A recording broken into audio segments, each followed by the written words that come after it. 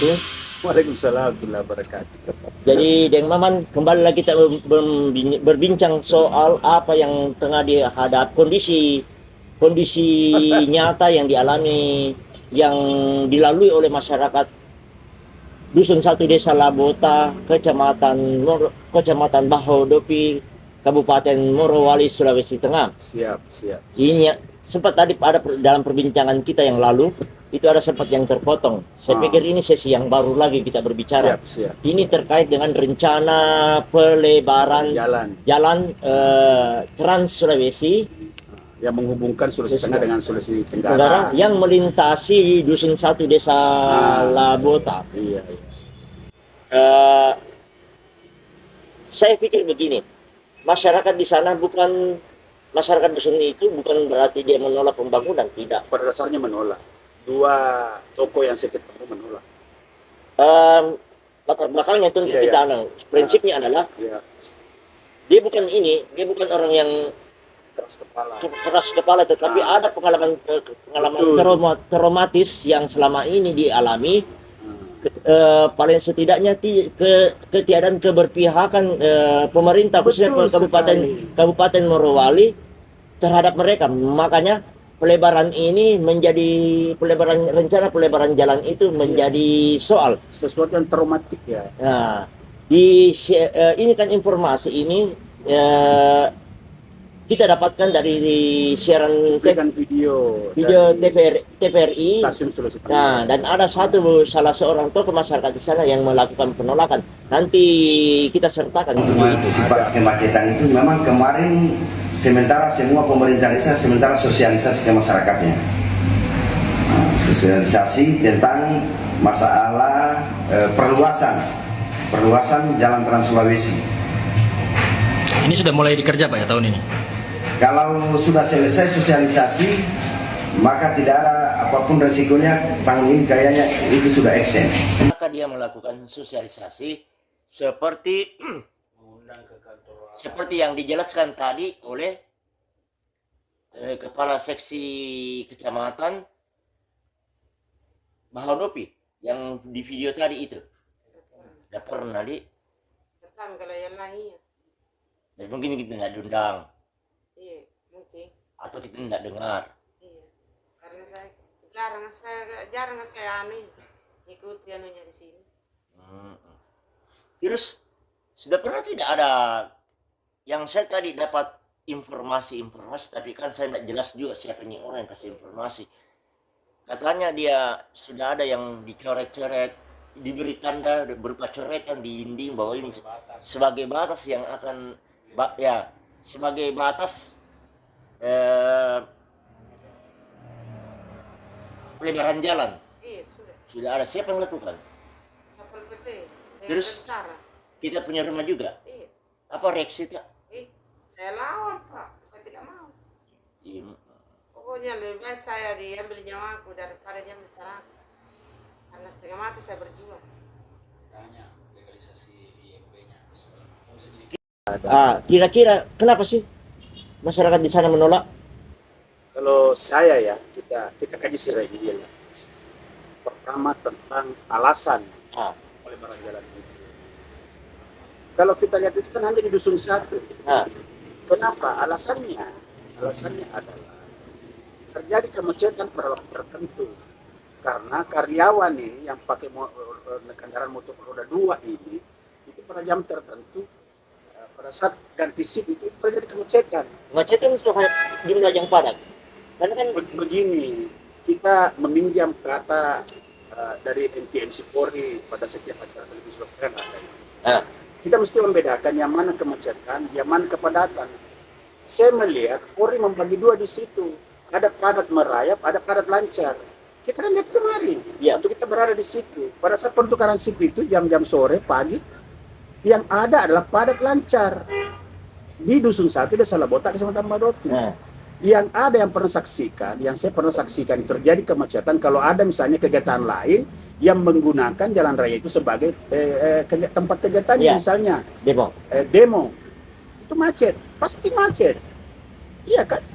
Yang kedua, ada kegiatan konstruksi misalnya pemutar itu, ya mungkin sebagian jalan dimanfaatkan untuk melaksanakan sebuah kegiatan di situ, itu pasti macet. Ada longsor, pasti macet itu. Itu kata macet yang harus kita sepakati dulu seperti apa. Itu satu. Yang kedua, berkaitan dengan tupoksi proyek pembangunan jalan. Ini transnasional, Pak, yang menghubungkan 2 provinsi. Kan kalau saya pelajari cuplikan video Kepala Seksi Perekonomian Kecamatan Baudopi, 2 kalimat yang saya tanda kutip di situ. Pertama, melakukan sosialisasi. Yang kedua, kalau memang sudah diadakan sosialisasi, apapun risikonya kita akan laksanakan. Itu kan tentu Implementasi. Tupoksinya apa? Adakah kecamatan melaksanakan proyek? Itu satu. Yang kedua, ini transnasional, Pak, mesti pusat, kementerian minimal kementerian kedua. Dan manajemen untuk melakukan proyek seperti apa? Mesti orang pusat turun, melakukan studi kelayakan, melakukan penelitian apa yang benar atau salah, kan seperti itu. Ini apa ini? Tiba-tiba kasih perekonomian tingkat kecamatan, ini melaksanakan apapun risikonya, kalimat apa ini? Nah, kalau berkaitan itu yang kedua. Kemarin saya dikirimi rekaman seorang tokoh masyarakat di sana, perlu saya sebut namanya, rekamannya ada. Dia berbicara di kantor desa karena saya beberapa ini kan mereka demo di sana kan. Berkaitan dengan pelebaran jalan itu, yang merasa macet kan ini. Sehingga dia berpendapat kalau IMIT merasa macet tentang karyawannya atau ada mungkin keterlambatan, ya IMIT bikin jalan dong. Atau Tidak perlu dana nasional yang harus masuk di situ. Kalau berkaitan dengan traumatik banyak, Pak. Ada kita punya jejak digital. Bagaimana waktu banjir itu, IMIT mau bikin relokasi, Pak Desa yang mengintervensi rakyat. Unsur TNI yang mengintervensi rakyat. Nah, yang baru-baru ini itu yang di dalam rangka rencana. Saya pikir Pak Jal dengan sendiri kok. Ada rakyat didatangi 2 mobil Satpol PP, 1 TNI, langsung mengukur tanah di itu dan melakukan cap merah di memberikan tanda. Cap merah kan kali begini bahwa sampai di sini akan diambil tanaman. Kami hanya disuruh. Apa ini? Kan begini sebenarnya. Kalau TNI kok yang hal-hal seperti begini harus turun tangan. Ini letak yang di awal saya katakan ada pengalaman yang traumatik, itu yang pertama. Terus yang mempertebal pengalaman traumatik masyarakat di sana adalah selama ini kemana pihak pemerintah. Mereka sudah sudah mengalami kerugian ekologis. Tidak ada pembelaan. Makanya ya kalau ada penolakan itu hal yang wajar, lumrah. Ini juga, itu kan yang pengecoran itu kan belum cukup 3 tahun itu dilaksanakan itu. Kok tiba-tiba seperti ini? Berapa? Memangnya pemerintah pusat tidak becus menentukan di situ 3 tahun diadakan pengecoran, tiba-tiba pelebaran lagi. Sementara yang dikatakan kemacetan itu sudah berapa tahun terjadi. Masa seperti itu kacamata pusat atau yang berwenang untuk pelebaran yang untuk jalan Trans Sulawesi tidak melihat itu. Rugi dong. Baru belum cukup 3 tahun tiba-tiba akan mau pelebaran lagi. Dan di tengah-tengah ada tuntutan masyarakat agar mereka mereka kan masyarakat di situ sudah lelah dengan akibat ilegalisasi yang pernah di Pido 1. Itu intinya. Mereka ingin diganti untung seperti yang dijanjikan Jokowi. Bebaskan mereka, ambil tanahnya, ambil bangunannya, berikan ke harga yang itu supaya dia bisa menentukan kehidupannya selanjutnya dimanapun di daerah kesatuan negara Republik Indonesia ini. Agar apa? Polusi udara yang berasal dari debu, yang sekarang berasal dari batu bara, kebisingan, pelayanan publik yang tidak mengenakan bagi dia, itu hilang dari mereka. Ada kalimat saya di video sebelumnya itu, progres hidup mereka tentang program pernapasan mereka yang setiap hari menghisap debu batu bara itu seperti apa? Apakah kita bisa menukar kata hilirisasi itu dengan kesehatan satu dusun atau satu desa itu? Wajarkah negara Republik Indonesia melakukan itu pada rakyat? Tidak wajar. Kembali ke pelebaran jalan tadi. Kata kemacetan, saya tidak sependapat. Kepadatan lancar, saya sependapat. Macet ada hanya karena adanya kegiatan lain di jalan itu. Misalnya demo, ada pembangunan konstruksi oleh perusahaan yang menggunakan sebagian badan jalan untuk melakukan kegiatan di situ. Itu yang menyebabkan.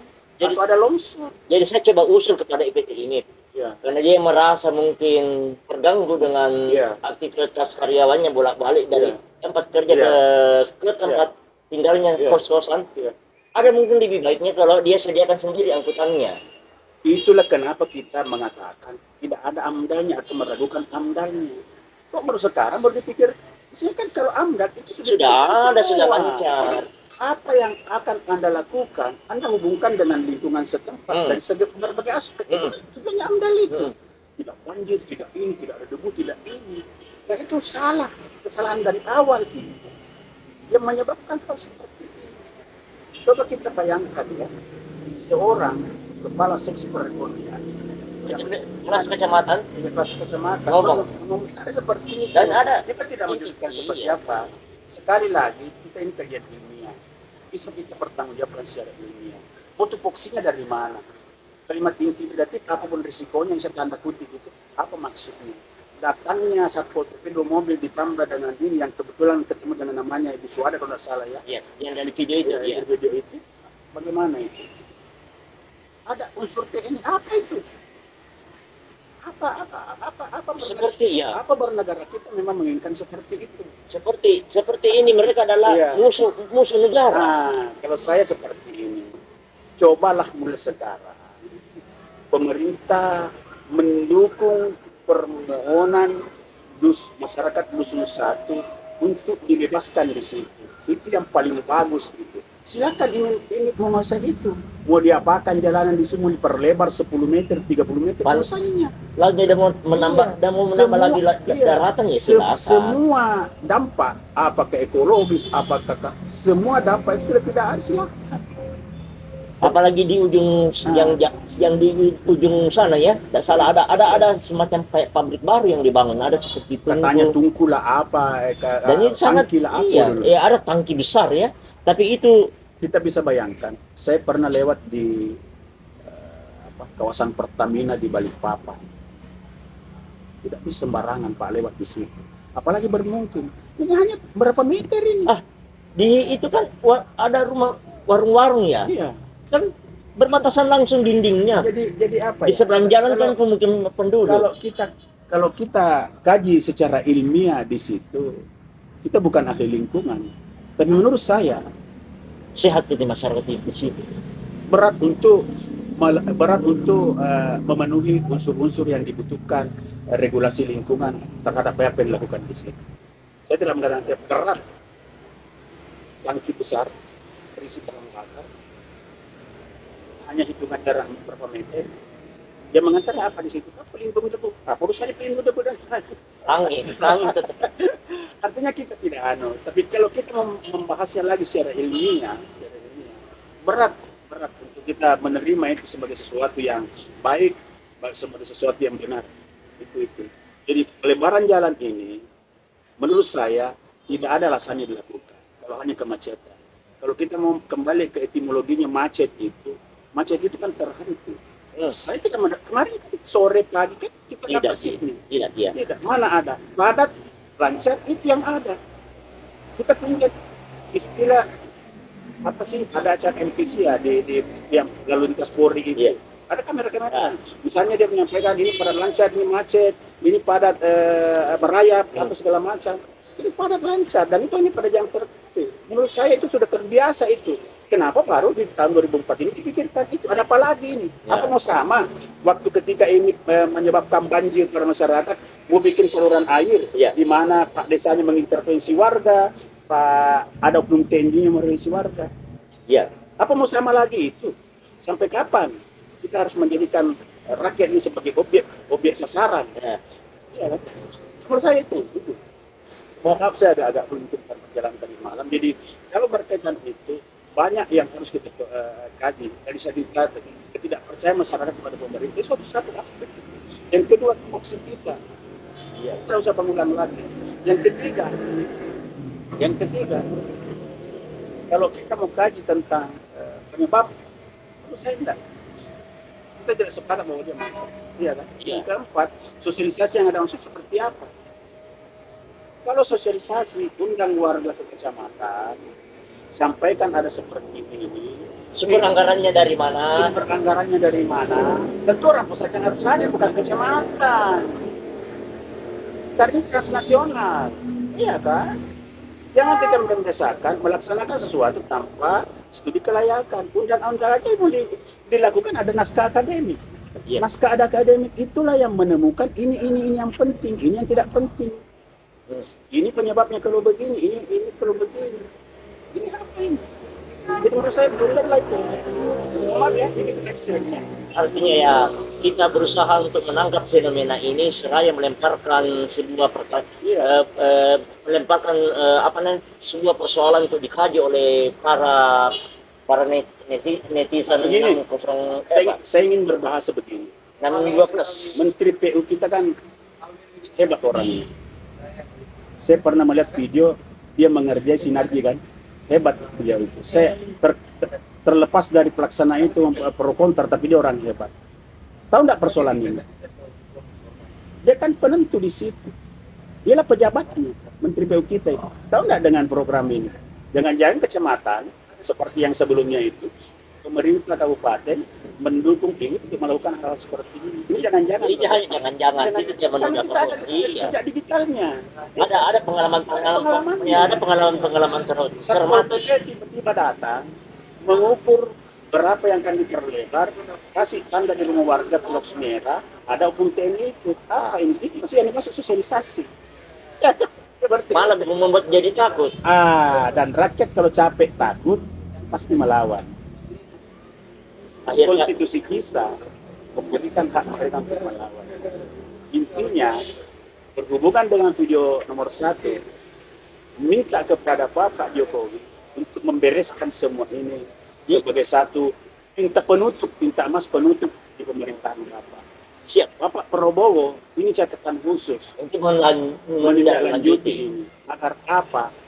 Ilegalisasi, kekhawatiran masyarakat, ketidakpercayaan masyarakat pemerintah dapat pulih kembali. Yang terakhirnya adalah dia percaya masyarakat terhadap pemerintah di kehendak masyarakat untuk terhindar dari dampak yang menurut saya progres hidup ke depan itu tidak bagus. Ya. Dengan kata tadi bahwa bayangkan kalau kita tiap hari menghirup debu batu bara, progres hidup kita ke depan berkaitan dengan ini pasal penyakit ya, bukan tadi, tapi kita bisa menggarisbawahi organ pernapasan mereka yang tiap hari bagaimana progres hidupnya ke depan. Ada saya pernah dikirimi orang yang masuk rumah sakit infeksi pernapasan. Ada saya punya, saya bisa bertanggungjawabkan. Bisa. Ya oke lah, sudah. Menurut saya dari sudut kajian kita tadi tentang pelebaran itu sudahlah titik, hentikan ini. jadi Jangan sampai ya sudahlah. di akhir kata kita mengundang lagi segenap masyarakat netizen 12 untuk coba untuk merenungi persoalan-persoalan kepinduan yang tengah dihadapi oleh masyarakat Dusun 1 Desa Labota, Kecamatan Bahodopi, Kabupaten Morowali, Provinsi Sulawesi Selatan. Satu bahasa yang saya ingin sampaikan dan sangat menyedihkan di bangsa ini. Pertama, kata demi hukum itu sudah tidak ada.